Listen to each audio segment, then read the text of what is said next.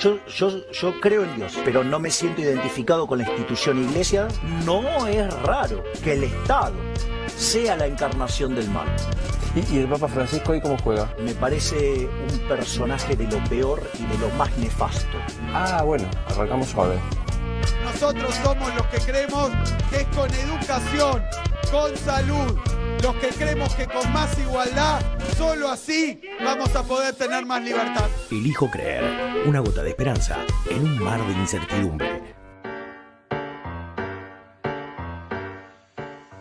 Ahora me doy cuenta, es muy tendenciosa la apertura realmente, porque el presidente de la Nación ya cambió su punto de vista sobre el Papa Francisco, ¿sabes? ¿Y qué? ¿No puede cambiar de opinión? ¿O acaso Axel Kicillof ya no piensa que lo que pensaba? Que está todo muy raro. ¿Puede ser que todos cambien de opinión? No. No puede ser que todos cambien de opinión, pero algunos sí. Lo que sí viene pasando desde comienzo de año y no se modifica, y no te quiero decir que en este espacio lo decimos todo el tiempo, pero viste que algunos dicen, uy, fíjate, la UBA hizo un anuncio y así empezó la otra vez el problema que este año hubo con el presupuesto universitario. No. El tema del presupuesto universitario no se resolvió nunca. Nunca. Lo dijimos nunca. La UBA ahora, a través del Consejo Superior, declaró la emergencia salarial de docentes y no docentes. La práctica esto no quiere decir nada, es una declaración. Viene a poner sobre la mesa algo que está pasando desde hace meses y que los docentes están reclamando desde hace meses. Bueno, están analizando desde la UBA nuevas medidas de fuerza para visibilizar este conflicto presupuestario que, insisto, no terminó. Pasa algo similar en la Universidad de Córdoba, que están tomando medidas para el regreso del receso invernal. Esta semana viene habiendo reuniones de secretarios generales de CONADU Histórica, la Federación de Docentes Universitarios, para delinear justamente un plan de acción por este reclamo de cara al segundo cuatrimestre. Y después llevarán a las asambleas propuestas de lucha después del receso invernal, pero el plan en principio viene a ser que si el 12 de agosto no hay novedades sobre el salario de docentes y no docentes, bueno, se viene una paralización de las universidades. Vamos a ver en qué características, porque recordemos que primero que en el universo de docente y no docente de las universidades están los docentes de escuelas universitarias, suponete el Buenos Aires, ¿no? Como hay escuelas universitarias. Entonces, tienen fechas distintas de receso invernal, bueno, ni hablar de las distintas fechas que se suceden para las distintas cosas en las distintas provincias. Ya dije distintas muchas veces. Pero lo que te quiero decir es que entonces les resulta difícil decir no vamos a volver después de las vacaciones de invierno como medida de fuerza, porque no todos tienen la misma fecha para volver después de las vacaciones de invierno y entonces no tendría el mismo peso. Por eso están poniendo el 12 de agosto como una fecha para que ahí se reúna toda la cuestión y no tienen definido del todo si eso va a ser entonces una movilización de 24 horas, de 48, seguramente de 72 o más, porque ya vienen con 48 horas en los últimos reclamos.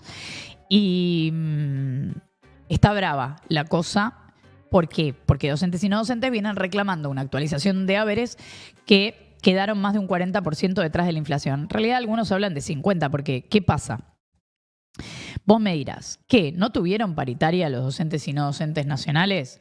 Sí, tuvieron paritaria. Pero ¿sabés lo que significa eso? Significa que en diciembre no tuvieron.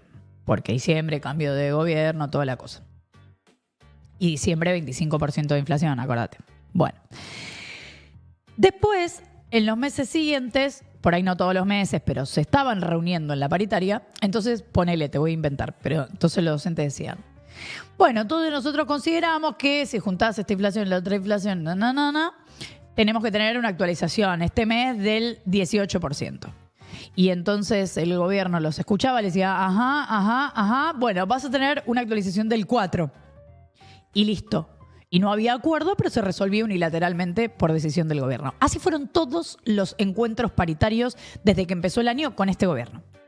Todos aumentos que se decidieron unilateralmente por parte del Estado Nacional y muy por debajo de la inflación, muy por debajo de lo que estaban pidiendo los docentes. Entonces, algunos dicen, pero ¿qué? ¿La primera vez que los docentes universitarios pierden con la inflación? No, pero es la primera vez que en tan pocos meses pierden tanto por la inflación. Es la primera vez que, por ejemplo, ellos dicen el 50% de los docentes están por debajo de la línea de pobreza cobrando, porque muchos de ellos casi ni siquiera tuvieron aumento. Bueno, en este aumento unilateral que fue resolviendo el gobierno durante todo el año, eran encuentros que no eran con la ministra Sandra Petovelo. Eran en algunos casos con el secretario de Educación, en otros casos con el secretario de Políticas Universitarias, en fin. Ahora, ponele 2 meses, o fines de mayo creo, se reunieron con Sandra Petovelo por primera vez, los docentes. Y entonces le dicen, che, estamos re por detrás de la inflación, 40% o más de 40%, no nos actualizan, no sé qué. Sandra Petovelo dice, la verdad, entiendo zarpado. Voy a hablar con el ministro de Economía, Luis Caputo, justo ahora está de viaje, pero voy a hablar con él cuando lo vea. Y lo estamos resolviendo. Nunca más hubo una reunión paritaria, nunca más hubo una propuesta, nunca más hubo una respuesta por parte de la ministra Petovelo. Bueno, dicho esto, entonces los docentes y no docentes universitarios están recalientes y pensando en las nuevas medidas. ¿Y qué hace el Congreso, ponele, en torno a esto? Bueno, en la Cámara de Diputados se pospuso para agosto la sesión que ya el radicalismo había pasado de junio a julio. Ahora el propio radicalismo la pasa para agosto, con acuerdo del gobierno, en realidad porque le pide el gobierno, que es para definir el presupuesto universitario, los gastos de funcionamiento de las casas de estudio, porque algunos dicen que estaba... este tema me apasiona. ¿Por qué algunos dicen que estaba resuelto el problema universitario hace unos meses? Porque se empieza a reclamar que el gobierno estaba manteniendo el mismo presupuesto que el año pasado con una inflación de 200 y pico. Entonces van todos los involucrados en las universidades públicas nacionales a reclamar, a hacer movilizaciones y a hacer la mega marcha universitaria que generó tanta cosa. A partir de eso se logra, primero la UBA, fue medio raro, pero un poquito después, unos días después, se logra que las universidades públicas consigan la actualización por inflación, lo que estaban pidiendo, de porcentaje de aumento para los gastos de funcionamiento, para poder prender la luz, para poder pagar el gas, lo que sea. Bárbaro. Entonces la universidad podía abrir, pero los docentes venían teniendo este problema que te digo del retraso salarial, que es la mayor parte del presupuesto universitario. Bueno, querían entonces en la Cámara de Diputados actualizar el presupuesto universitario, no se pudo. Se pasó de junio a julio, se pasó de julio a agosto. Los gastos de funcionamiento consiguieron esta actualización. Los salarios de los trabajadores aumentaron muy poco. Así que vamos a ver, vamos a estar muy atentos, vamos a seguir siguiendo muy de cerca esta cuestión porque va a tener novedades de acá al 12 de agosto seguro. El 85% de los jóvenes quiere seguir estudiando después de la secundaria. Este es un informe de Argentinos por la Educación, pero solamente la mitad lo puede hacer. Y además sostiene este informe que en la franja etaria de 19 a 25 años solamente el 38% estudia y solamente el 38% trabaja. Algunos las dos cosas, otros no, pero solo el 38%. A esa edad, el 26% de los argentinos no terminó la escuela. Es un informe que se titula Educación y Trabajo, Expectativa y Realidad de Jóvenes en Argentina y se basa, en realidad cruza datos que por un lado están en las pruebas Aprender 2022, lo que los estudiantes respondían, estudiantes del último año de secundaria, respondían en los cuestionarios complementarios de las pruebas Aprender, o sea, cuestiones de sus vidas, y se cruza eso con los datos de la encuesta permanente de hogares, entonces también se puede sacar de ahí que 4 de cada 10 jóvenes, en realidad este 38% del que hablábamos, de 19 a 25 años, sigue sus estudios después de finalizar la escuela secundaria. Eso quiere decir que el resto no. En este contexto en el que el presidente se llena la boca hablando de alfabetización, cuando no pone plata, evidentemente, para las cuestiones universitarias y educativas, con esto hago un paréntesis y digo que esto que decimos de los chicos que no estudian o que no pueden estudiar, por supuesto, no es un resultado de este gobierno, o no únicamente, pero fundamentalmente viene de muchos años. Ahora, en este contexto donde el presidente habla de alfabetización y no invierte en educación, cerró el evento por el aniversario 170 de la Bolsa de Comercio, brindó una conferencia de prensa, dinero, precios y tipo de cambio, era su charla. Criticó a economistas que no coinciden con sus ideas. Esto no lo habíamos visto nunca, así que lo vamos a ver porque nos parece una novedad. Pero dijo que sus ideas están respaldadas. Quizá no por la ciencia, pero por sus votantes. Va a estar en equilibrio intertemporalmente la economía cuando ese precio relativo en cada uno de los bienes presentes respecto al futuro sean todos iguales. Y ahí ustedes van a conseguir el equilibrio. Si no, van a poder hacer arbitrajes, tantos presentes como intertemporales. Por lo tanto, digamos, o sea, cuando vean, digamos, economistas poniendo esas funciones, o sea, pregúntele si verdaderamente están haciendo equilibrio general, porque si le dice que sí, están mintiendo. Y eso, digamos, está mal en muchos libros de texto también. Entonces, cuando ustedes toman las funciones de equilibrio general, solamente dependen de los precios. ¿Por qué? Porque contempla los bienes, los precios presentes y los precios futuros.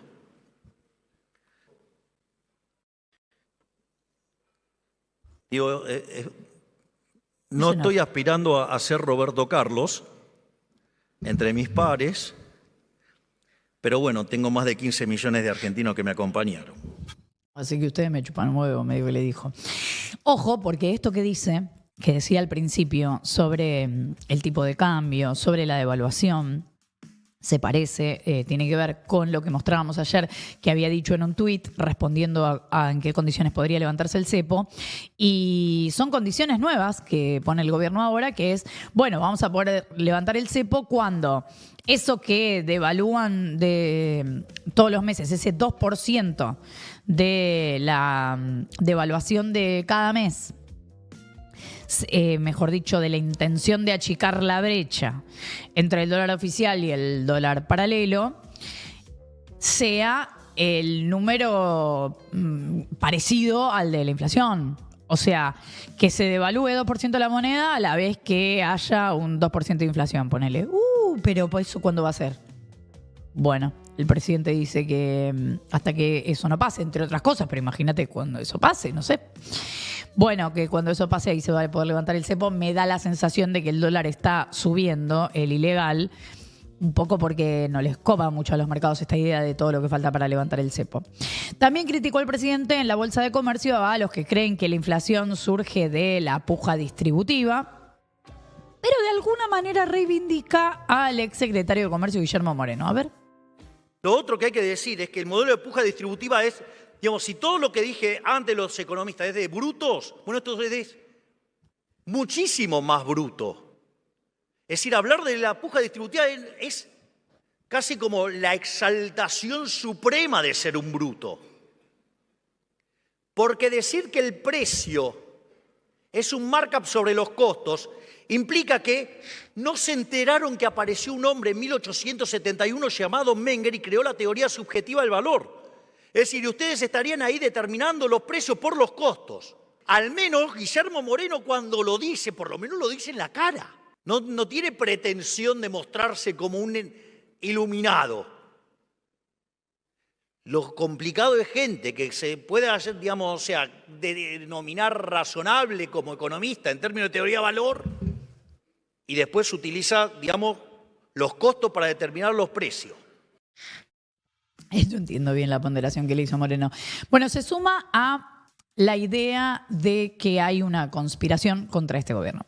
También podemos decir que medio que todos los gobiernos tienen la idea de que atentan contra sí mismos, más o menos paranoia, cada uno tiene su idea en relación a la economía, de que hay quienes no le van a facilitar la cosa. Bueno, pero la conspiración que cree el presidente que hay tiene que ver con algo que el peronismo varias veces dijo, que es la presión devaluatoria. Hay una presión devaluatoria en los últimos días, no sé si tiene que ver con, no sé tampoco qué sería una especulación real de los mercados o una especulación forzada de los mercados, porque me imagino que los mercados siempre están especulando. Pero como no sé de economía no te voy a decir nada.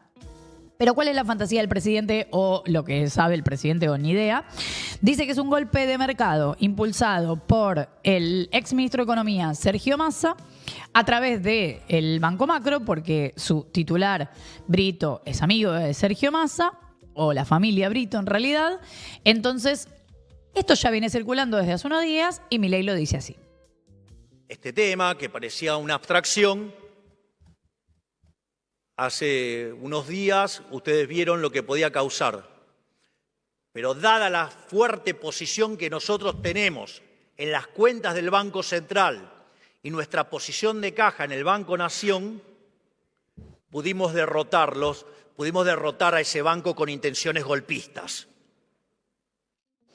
Bueno, ese banco con intenciones golpistas decía, suponemos que está hablando del banco de los amigos de Sergio Massa, algo que desliza también el jefe de gabinete Guillermo Francos en una entrevista con Luis Novarecio hace unos días.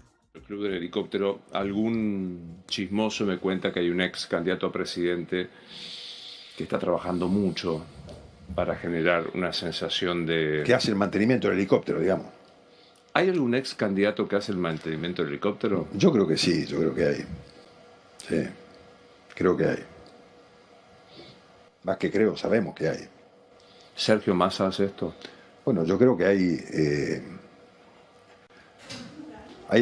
actitudes que llevan a pensar que el ex candidato está trabajando para generar inestabilidad en el gobierno porque le conviene en términos políticos, ¿no? Bueno, justamente Club del Helicóptero le llaman a esto que especula el gobierno. ¿Y se acuerdan cuando Luis Majul, no nos vamos a olvidar nunca, me parece, de esto que Luis Majul nos ha dado en los últimos días, cuando quiso deletrear Puts y para deletrearlo deletreó puto, en realidad no sabía deletrear Puts, se confundió. Bueno, pero la cosa es que ahí, en La Nación Más, estaba tratando justamente de hablar de los Puts y de hablar de esta conspiración. Decía, siempre que Luis Majul, esto es una idea mía, pero yo les hago esta sugerencia porque así lo leo yo, se los comparto. Cuando Luis Majul, en realidad cuando cualquier periodista muy cercano a cualquier funcionario, en la historia que sea, en el momento de la vida que sea, dice el entorno de Juan Carlos, época bloqueó Juan Carlos. Entonces cuando Luis Majul, pues si un amigo del presidente no va a decir algo que... Bueno, entonces cuando Luis Majul dice, me dicen que el presidente lo que cree es obvio que se lo dice el presidente, o yo creo que se lo dice el presidente, entonces así se resumiría lo que el presidente fantasea. Lo que no entiendo bien es por qué le tira a Massa, que es expresidente. No sé si es una ironía o qué. El presidente está convencido que detrás de la suba del dólar y del riesgo país de la semana pasada estuvo la mano negra del expresidente Sergio Massa. De hecho, el ministro del Interior, Guillermo Francos, lo puso negro sobre blanco. Es más, el viernes a la tarde, antes de subir al avión con destino a Camboriú, Brasil, donde está ahora, se confundió. Debe estar volviendo, supongo, para participar de la conferencia de política de acción conservadora junto al expresidente Jair Bolsonaro. Al propio Milei le escucharon decir, más de una persona, ante un interlocutor muy preocupado por la suba del dólar, exactamente esto. Que no es Majul. Las turbulencias en el mercado no son culpa nuestra, sino de Massa y sus amigos. Mientras que el lunes a la mañana Toto Caputo estaba reunido con los bancos, el macro, está hablando de ese banco, se cortó solo, ejerció sus puts y ejecutó ventas por 2 billones de pesos. ¿No te parece demasiada casualidad?, le preguntó a su interlocutor. Que no es Luis Majul. Los puts, P-U-T-O, P-U-T-S, son una opción legal de venta de bonos. No es Luis Majul, es Luis Sama, diría. Bueno. Luis Caputo, el ministro de Economía, y Federico Sturzenegger, el flamante ministro de Desregulación y Transformación del Estado, se volvieron a mostrar juntos después de esa foto divina que vimos en el momento del acto de mayo, de la firma del acta, en un anuncio conjunto convocado por el secretario de Turismo, Daniel Scioli, en el microcine del Ministerio de Economía, que es el plan más anunciado. El gobierno hace mucho esto, como igual creo que todos los gobiernos lo hacen, pero este especialmente. Hablamos mucho de lo que va a suceder en un momento, que se va a anunciar en un momento, entonces estamos 3 meses hablando de lo que dura, por ejemplo, ahora, las semanas de las vacaciones de invierno. Es un plan que el gobierno lo llama beneficios para las vacaciones de invierno, pero que en realidad es publicidad, porque a diferencia del previaje, que lo que hacía era el Estado se hacía cargo de una parte de lo que costaba, del ingreso. Por ejemplo, un operador turístico vendía un pasaje, te daban, ponerle al principio creo que era la mitad. Bueno, esa mitad la ponía el Estado Nacional. La plata le llegaba al tipo, por ahí más tarde, no sé, pero la ponía el Estado Nacional.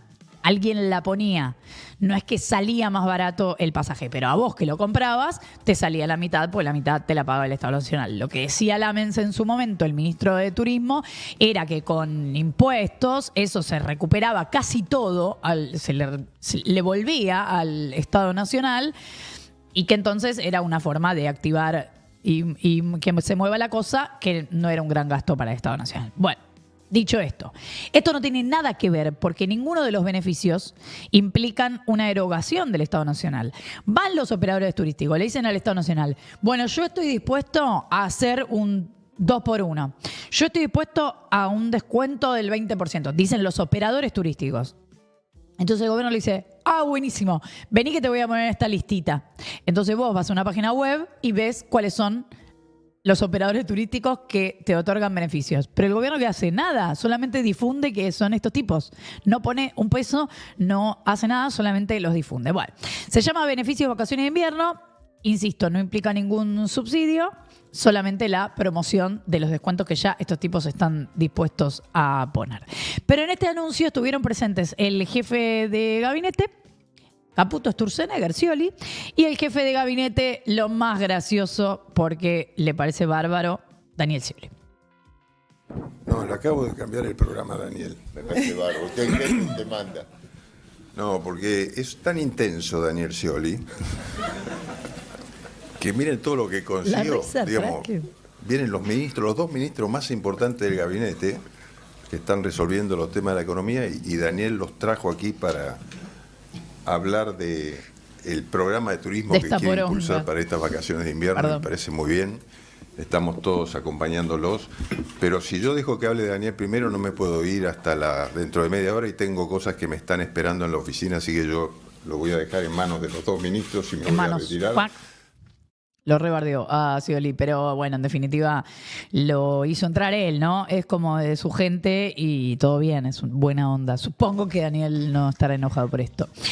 La Asociación de Empresarios y Empresarias Nacionales para el Desarrollo Argentino, un espacio que se llama ENAC, hizo un informe con todos los números que hay disponibles en la economía para esto, sobre todo números oficiales, y dice que en esta gestión de gobierno cerraron ya 10.000 empresas pymes, o sea, pequeñas y medianas empresas en estos primeros 6 meses del año.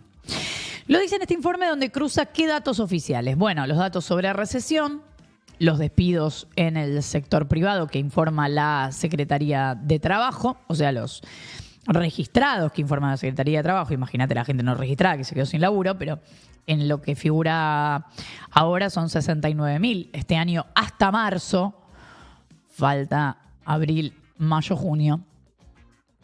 La información que publica el Banco Central sobre el cierre de 350.000 cuentas sueldo, datos fiscales y datos que aportan las cámaras empresariales. Entonces el documento dice claramente, determinan para el mes de junio de 2024 una caída de 10.000 pymes respecto de diciembre de 2023. Es decir, en solo 6 meses, bueno, piden que se modifique el rumbo económico, pero preocupados los empresarios nacionales hablando de las pymes. Repasemos un poquito los últimos cruces de los libertarios contra algunos de sus críticos y sobre todo con periodistas, porque ustedes saben que una de las actividades que más disfruta el presidente de la Nación tiene que ver con bardear periodistas. Ayer veíamos un tuit de Agustín Romo, el diputado provincial, celebrando el desfile militar con toda su homofobia compartida. Qué lindo ver un acto patrio con bandas militares, granaderos, el ejército, la Fuerza Aérea, los héroes de Malvinas. Al fin dejamos atrás los desfiles de travestis, comunistas y faloperos. Bárbaro. Entonces, Mariano Pérez, este joven youtuber libertario, fue entrevistado por Ernesto Tenenbaum y le consultan por esto, por la frase polémica o toda la conversación polémica del presidente de la Nación con Jair Bolsonaro. ¿Qué le pasa con los culos? Le dice en resumen.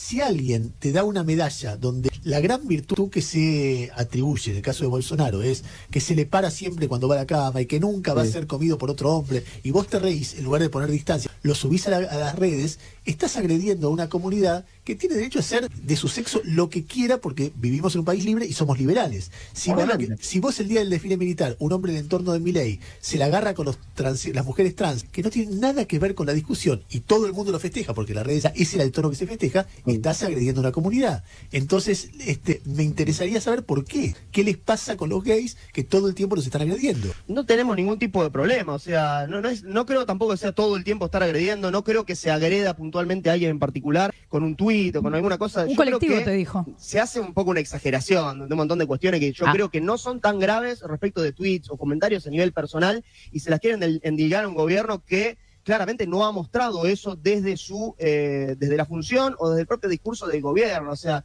yo creo que le quitaría importancia, porque también si nos ponemos a estar todo el tiempo repitiendo eso, por ahí hay gente que en efecto sí odia a esa comunidad y esté mal, y ellos empiecen a sentir como que está reivindicado. Yo creo que directamente no habría que darle importancia a ese tipo de Pero no lo hagan cuestiones. entonces. Claro, bueno. El periodista Hugo Alconada Amón fue a Radio Con Vos y también habló de las agresiones que le propina el presidente. Pues le dice, yo tengo toda mi plata de las charlas.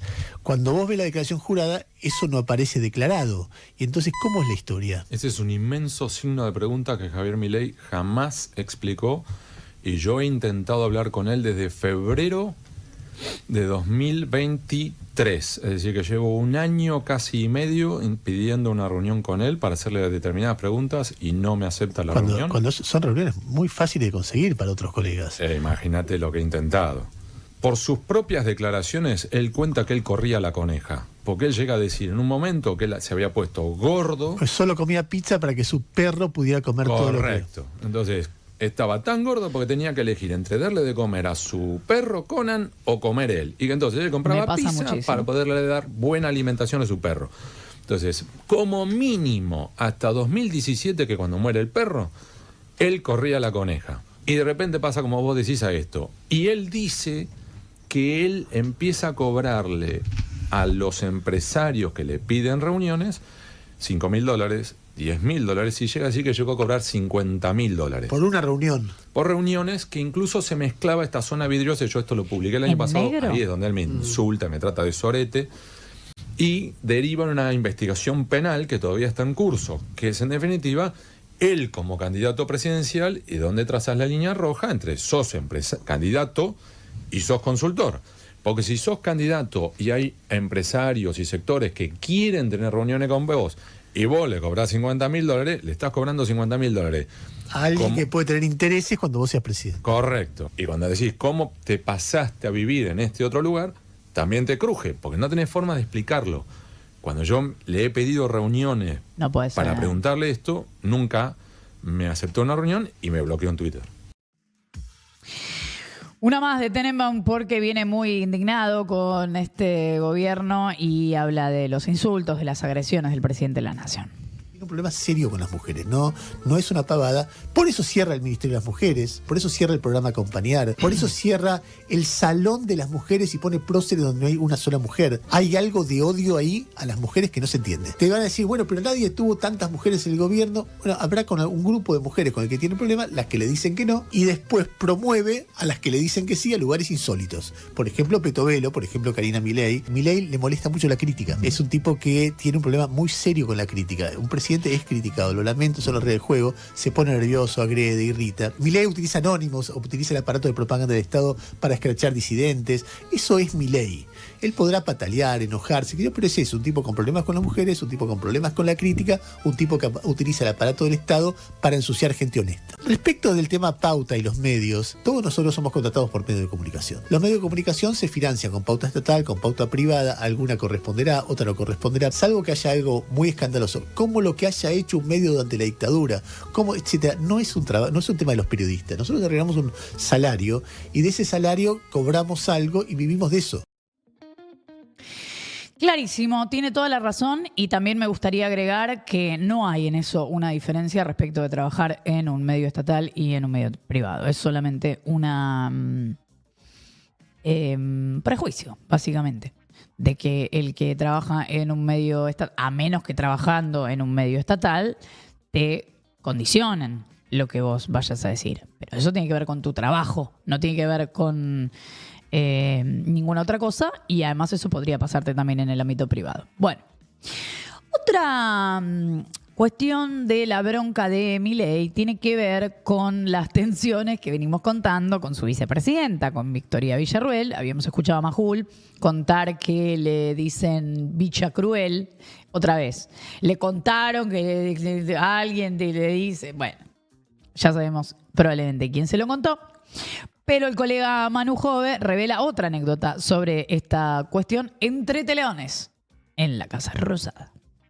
No hace mucho un funcionario que tuvo su pasado en el menemismo, que fue funcionario también del menemismo y que está en este gobierno, se juntó con Milei. ¿Uno de justicia? Le dijo a este exfuncionario menemista y que está en la Libertad Avanza, le cuento una anécdota de Menem. Le dice, ¿sabés qué decía Menem? ¿Cuál era la frase de Menem cada vez que se despedía de su funcionario para irse de viaje? Decía lo mismo Menem, y esto lo cuentan varios exfuncionarios menemistas, que es, chau, cuiden todos, si me pasa algo, maten al vice, decía Menem. Así se despedía Menem cada vez que se iba de viaje, y cuenta que Milei se empezó a fanatizar con la frase, y que alguna que otra vez cuando se va de viaje la repite homenajeando a Carlos Saúl. Bueno, en este contexto de lo que se está hablando de la interna, que ya contamos que la vicepresidenta no fue a la firma del Acta de Mayo, supuestamente porque estaba engripada, pero al día siguiente estaba súper recuperada para ir al Tedeum y al desfile militar.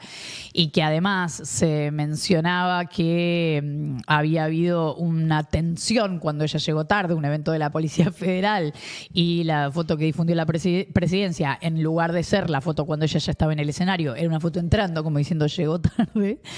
Bueno, en este contexto, ayer vino Juan Grabois y habló de esta interna en gelatina.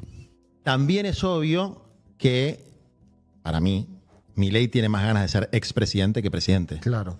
Entonces, no me parece descabellada la hipótesis que frente a una crisis entre así en un estado catatónico, o que lo volteen, o que haya una alianza de estos pactos de poder que siempre encuentran alguna justificación de geometría euclidiana para explicarnos por qué una videalista va a salvar la patria, como alguna vez nos explicaron por qué el tipo que fue a Davos iba a salvar el peronismo. Lo que le planteé es que daría mucha seguridad institucional en la Argentina que ella se comprometa a que si Milei no terminara los 4 años, ella no iba a asumir.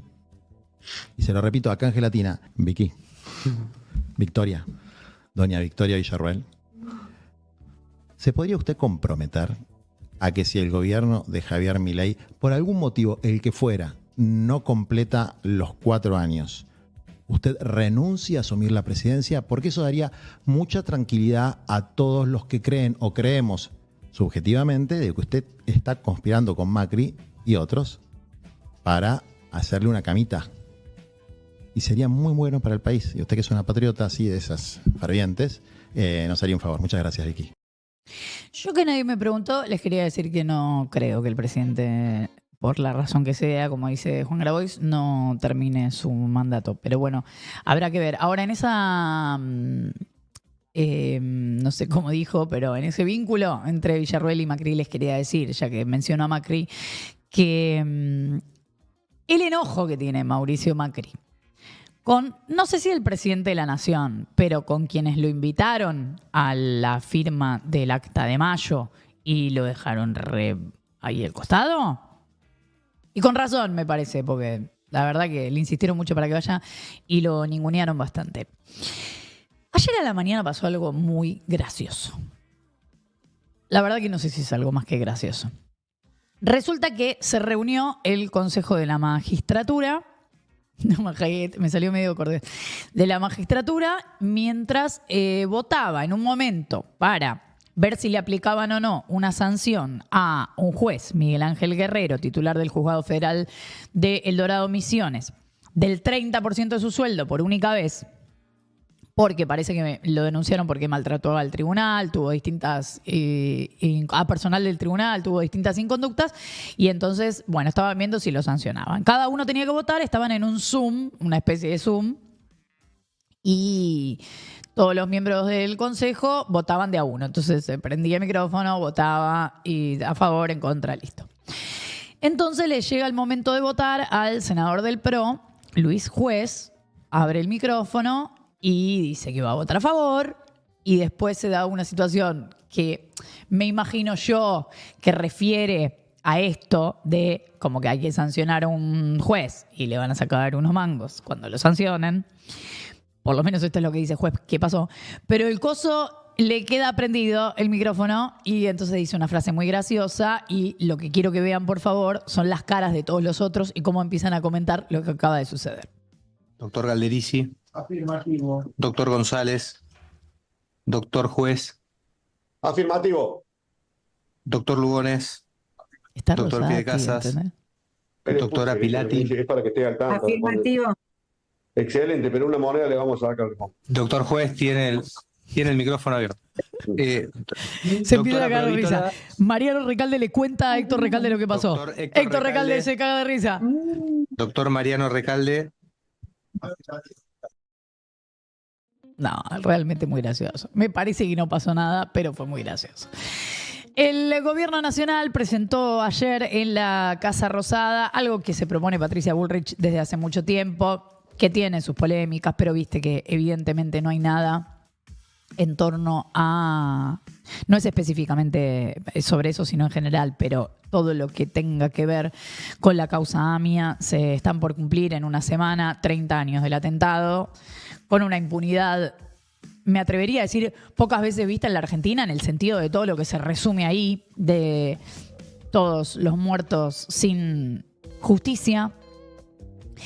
Y entonces pensando, porque ya le pasó a Cristina Fernández con toda la repercusión que tuvo en su momento su intención del memorándum con Irán, bueno, la búsqueda que hacen los distintos gobiernos, algunos genuinamente, para encontrarle la vuelta a una respuesta sobre lo ocurrido en el caso AMIA, ahora trae esta propuesta de Patricia Bullrich, del ministro Cunio Libarona, que es un proyecto de ley, en realidad una modificación del Código Penal para que se pueda hacer un juicio en ausencia. Entonces hacen una conferencia de prensa, la encabeza el ministro de Justicia junto a la ministra Patricia Bullrich, y explican que esto podría, no solamente en el caso AMIA, sino en otros delitos graves, marcar una diferencia. Le preguntó John Eguier en la conferencia a Patricia Bullrich si la iniciativa tiene que ver con la intención de cerrar el caso AMIA con una condena a Irán, una mirada que tiene un sector del mundo, podemos decir, y también de una parte de la derecha argentina, y habla John Eguier. Recién comentó que, según su versión, el memorándum con Irán o el pacto con Irán fue por un giro geopolítico. Le quería consultar si este proyecto, si esta decisión también corresponde a un nuevo giro geopolítico de este nuevo gobierno, digamos. Este es un proyecto contra la impunidad, y el memorándum con Irán, que ya no existe más porque fue declarado inconstitucional por la Corte Suprema de Justicia de la Nación Argentina, era un pacto de impunidad.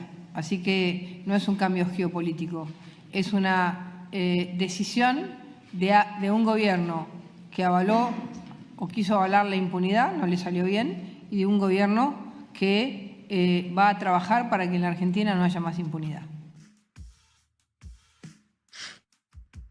Bueno.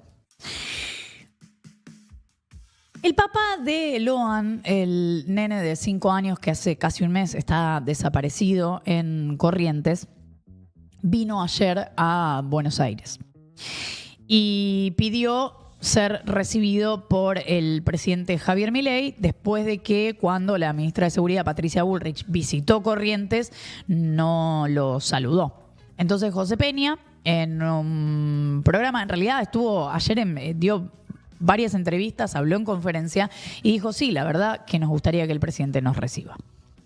Venimos a buscar apoyo. ¿Quieren ver al presidente de la Nación? Venimos a charlar por ahí, si nos puede atender.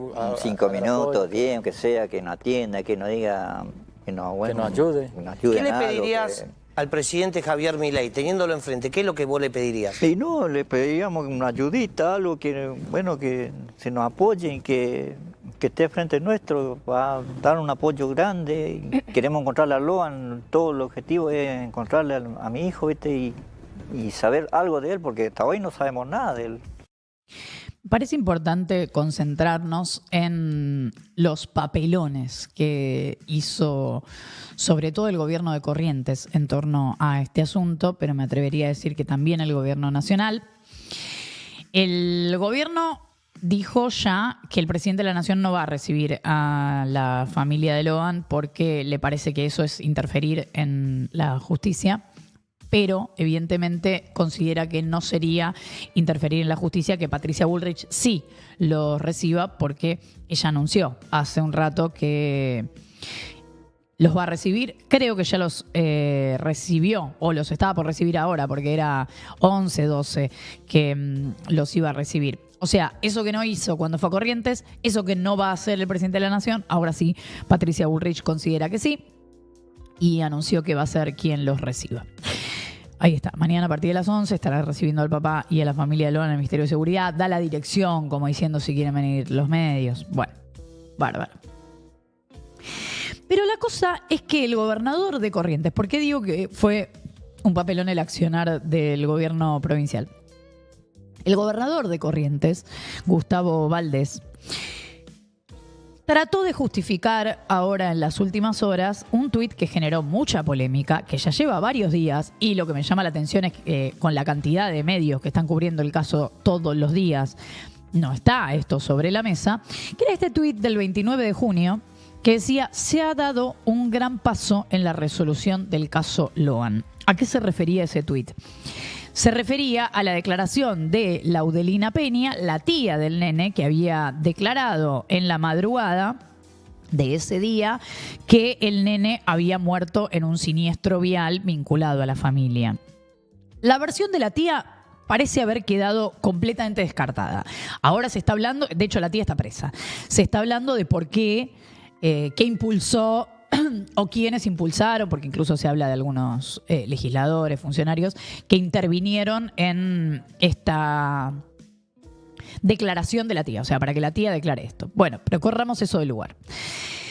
El gobernador saca un tuit diciendo, grandes novedades, y entonces cuando vimos eso no sabíamos. Sí, el gobernador tenía más información que la que estaba dando la justicia respecto a esta declaración.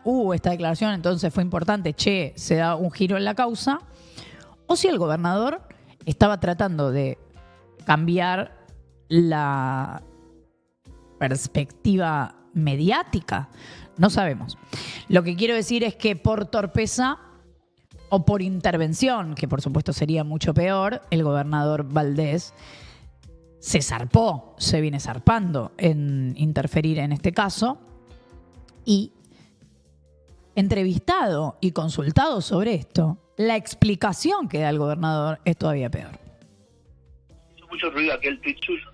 Sí, seguro, es ansiedad, como yo digo, ¿no? Como padre, ¿quién de los correntinos no estamos ansiosos? Que me pregunte a uno, creo que tiene que ser solamente un desalmado el que no esté ansioso por saber, y en ese momento... Bueno, más allá de eso, estábamos mirando la tele, también sabíamos que se estaba produciendo la declaración, pero estaba informándome por la televisión de lo que pasaba y bueno. Política en Corrientes, la utilización de los medios nacionales, siempre hay caranchos de todo tipo, pero bueno, esto es lo que ocurre. Lo único importante acá es llevar tranquilidad a los correntinos, que estamos haciendo un gran esfuerzo y que estamos trabajando enormemente y estamos todos a disposición de la justicia federal, lo que requiere la justicia federal inmediatamente por parte del gobierno de la provincia de Corrientes.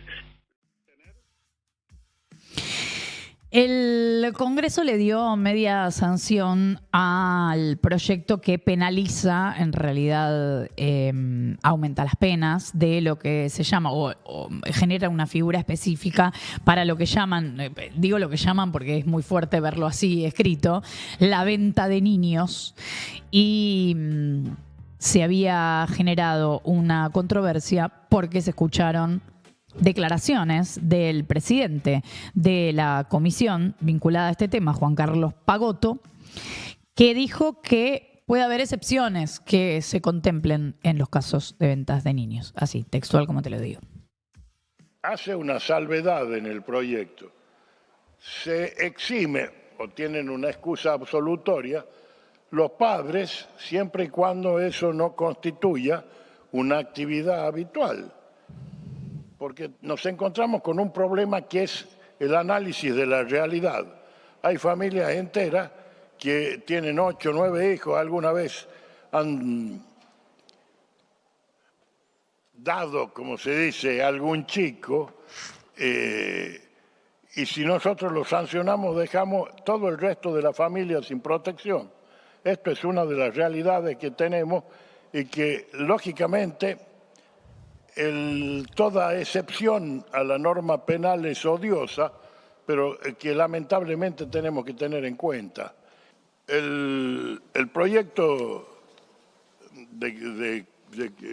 o la propuesta de la comisión es el artículo 139 bis.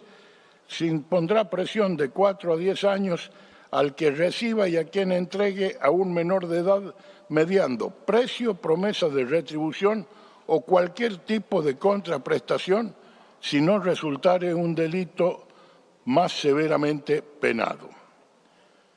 Quedan exentos de esta pena el progenitor que entregare a su hijo y en tales condiciones cuando mediare estado de necesidad, exceptuando aquellos casos donde se denoten antecedentes relacionados a los artículos comprendidos en este capítulo.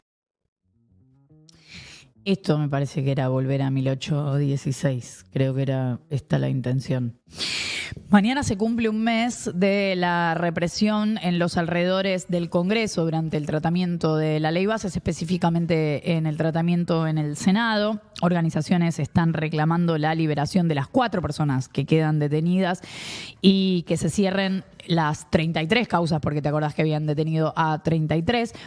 Pero no se ha logrado eso todavía por la apelación del fiscal Carlos Stornelli. Los que quedan son 3 hombres y una mujer que siguen detenidos en cárceles federales por delitos excarcelables y que son intimidación pública, atentado contra la autoridad. A la chica que está presa se le suma incendio y daños. Acordate que al principio se buscaba señalarlos por sedición, por intento de golpe de Estado. Bueno, al final la jueza María Servini les dictó falta de mérito, primero a 17, que liberó, después a 16, por ausencias probatorias. Hace unos días hubo una liberación más y mañana va a haber a las 3 de la tarde en Plaza de Mayo un festival solidario en torno a esto, que está convocando Festival Solidario Faltan 4. El hashtag es Faltan 4. Además va a haber varias bandas desde las 3 de la tarde para visibilizar esto.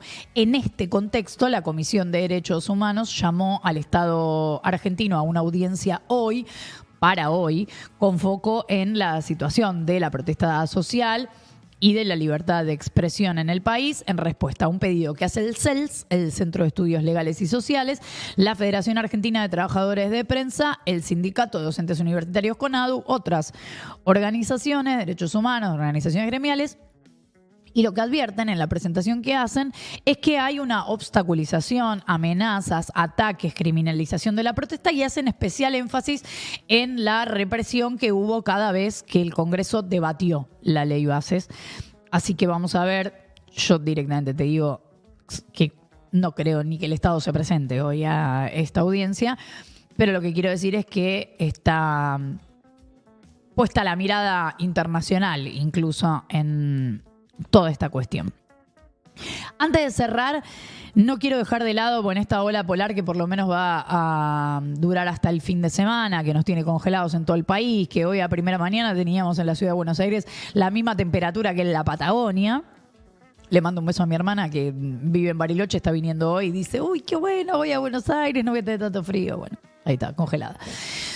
El vocero presidencial fue consultado en este contexto, Manuel Adorni, respecto de cuáles van a ser las actividades que el Estado va a hacer para proteger a, sobre todo, las personas en situación de calle, pero las personas en general que están padeciendo este frío y que, como ya vimos en la ciudad de Buenos Aires, puede generar historias muy tristes e incluso casos de personas fallecidas. Y Manuel Adorni dice, no, la verdad que justo, disculpa, no pensamos en nada. El Servicio Meteorológico publicó alertas de frío extremo en casi todo el país. Ya hubo fallecidos por estas cuestiones también en semanas atrás. Saber si el gobierno tiene algún operativo en marcha o piensa hacer un operativo sobre esto. No, bueno, nosotros estamos siempre, lo dijimos en la última ola de frío que hubo hace creo que un mes atrás, nosotros estamos con todos los recursos a disposición de la jurisdicción que lo solicite. Eso ¿Qué desde recursos? ya no hay ¿Ninguna ninguna acción específica determinada, al menos por ahora, pero estamos, repito, quien lo pida, vamos a estar a disposición con todos los recursos disponibles. Es gracioso porque cuando el gobierno habla de recursos, ¿de qué habla? Recursos es plata, ¿no? Porque ¿qué otra cosa puede haber para, no sé, personas dispuestas a recorrer las calles? Bueno, no, hasta ahora todos los recursos que pidieron todas las provincias en distintas circunstancias no funcionó. Antes de retirarme, quiero decirles que dejen un mensaje acá en YouTube. Si lo están viendo ahora en vivo también, que me encanta cuando chatean en vivo, pero si lo están viendo en diferido, dejen un mensajito que queremos chusmear en qué andan quienes lo ven en diferido, desde dónde lo ven. A veces se arman debates ahí que me gusta leer, así que vengan y comenten. Una boludez, porque no sé si suman algo a alguien. A mí me suma ir a chumbetear un poco qué tienen para decir. Bueno, nos fuimos. Nos reencontramos el lunes que viene. Sí, viene nuestro fin de semana. Al mediodía. ¿Sí? ¿Venimos? Mirá, están dudando. Sí, ¿sabes lo que falta para un próximo feriado? Un siglo. Está Marco Arauz en la operación de este programa, Emilio Laszlo en la producción, Sofi de Brea en las redes, equipazo de lujo. Y hoy hay día jingles. Nos reencontramos el lunes al mediodía en esto que se llama Elijo Creer. Chao.